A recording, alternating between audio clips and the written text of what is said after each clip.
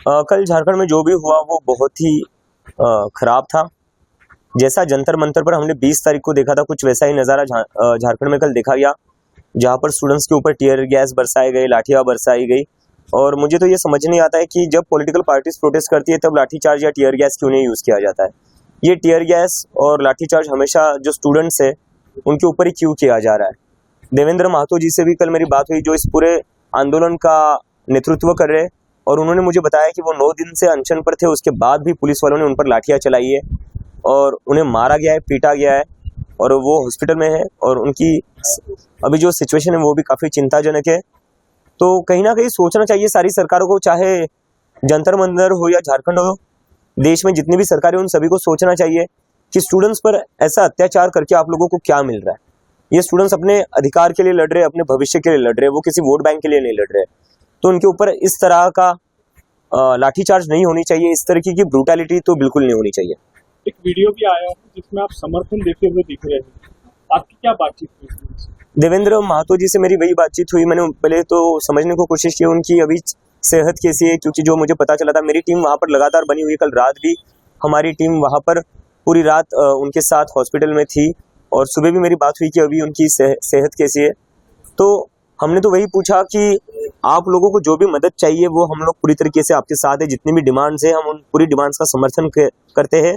और हम देवेंद्र महतो को खुद झारखंड के जो इस आंदोलन के नेता है, हम चाहते कि ये पूरा आंदोलन वही संभाले, वही चलाए और उनके चेहरे पर ही चले, क्योंकि उन्होंने बहुत बड़ा त्याग किया है 9 दिनों का अनशन करके।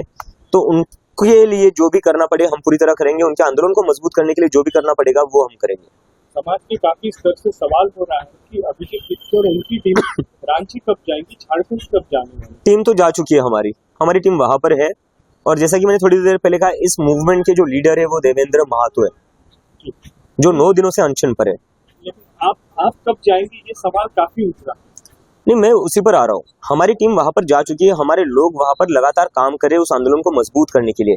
अभी हम नहीं चाहते कि देवेंद्र महतो से फोकस हटे, हमारा पूरा समर्थन है।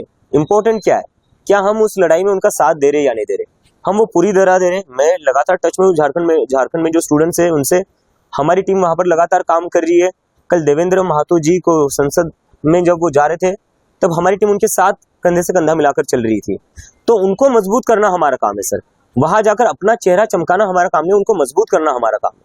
उमर खालिद की कल एक बुक लॉन्च हुई है जिसका नाम है backward communities, Adivasi histories the politics of power. तो उसके बारे में क्या कहेंगे आप, क्या आप पढ़ने वाले हैं बुक?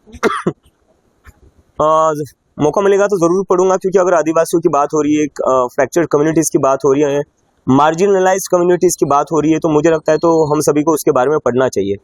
आपको क्या लगता है आदिवासी कम्युनिटीज के बारे में आप क्या कहना?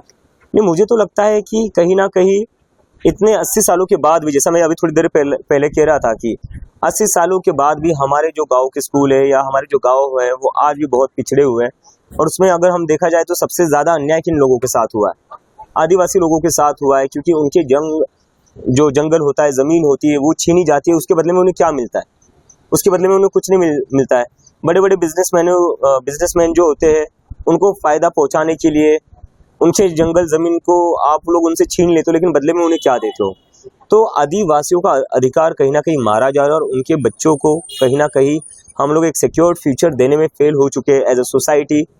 और हम कहीं ना कहीं उनको अपने जो एक मॉडर्न इंडिया है उसमें भी हम उनको जगह नहीं दे पाए अभी तक। तो हमें लगता है कि उनको इंक्लूड करना चाहिए, उन्हें आगे बढ़ाने में मदद करनी चाहिए, ना कि उनको अलग रखना चाहिए, क्योंकि अभी भी उनको अलग रखा जाता है। 15 अगस्त के लिए आपने एक वीडियो जारी किया है जिसमें सरकारी स्कूलों की खस्ता हालत पर आपने बात की, एजुकेशन सिस्टम पे आपने सवाल उठाए, क्या कहेंगे आप? जी, जैसे कि मैंने कहा कि देश को 80 साल होने को आ रहे हैं आज़ाद हुए, लेकिन 80 साल बाद भी इस देश में जो सरकारी स्कूल है, खास करके ग्रामीण इलाकों में, वो सरकारी स्कूल आज भी ऐसे जैसे पता नहीं वो 50-60 साल पुराने हो। कहीं से भी उन पर कोई काम नहीं किया गया है, और काम करना तो छोड़िए, बंद करने पर उतालू हो चुकी है सरकार। मतलब 94,000 से ज़्यादा सरकारी स्कूल बंद कर दिए है पूरे देश में पिछले 10 साल में। और दूसरी तरफ डिमोनेटाइजेशन के बाद हेडक्वार्टर पर हेडक्वार्टर खोले गए हर जिले में, उससे मन नहीं भरा तो नया पार्लियामेंट बना दिया, उससे मन नहीं भरा तो नया PM हाउस बना दिया। लेकिन जो गाँव में बच्चे हैं, किसान और मजदूरों के लिए, उनके लिए ऐसे स्कूल क्यों नहीं बना पाए? जिस एक्साइटमेंट से आपने पार्लियामेंट, पीएम हाउस, हेडक्वार्टर्स बना दिए, क्या जो गांव में जो बच्चे रहते हैं, जो किसान और मजदूरों के बच्चे हैं, क्या आप उनको इस देश का भविष्य नहीं मानते?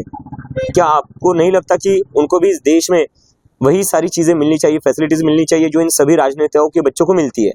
तो कहीं ना कहीं उन बच्चों के भविष्य के लिए और खास करके ग्रामीण हिस्सों के विकास के लिए हम चाहते हैं कि हम 15 अगस्त के बाद जो फोकस है पूरे समाज का, वो हमारे ग्रामीण इलाकों पर रहना चाहिए, क्योंकि जब तक ग्रामीण इलाकों का विकास नहीं होता तब तक हमारा देश विकसित नहीं बन सकता, क्योंकि majority of the India lives in village.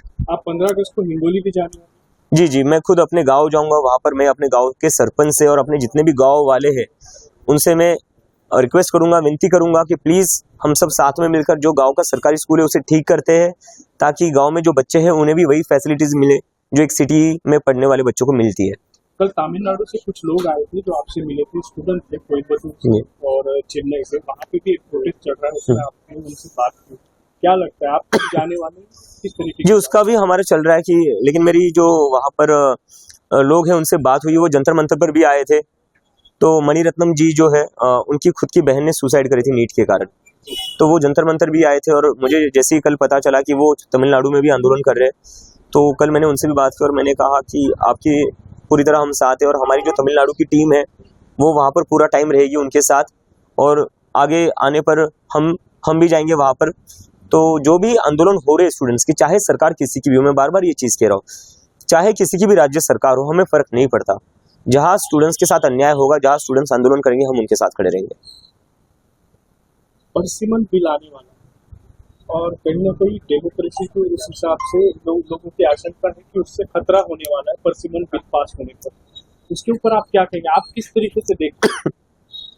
मुझे लगता है कि जो 2024 में मेजोरिटी के नीचे सीटें आई है, उसके बाद जानबूझकर कुछ ऐसे चीज़ें की जा रही है कि किस तरह मेजोरिटी सिक्योर कर सके, तो उस पर तो मैं अभी यही कहूँगा।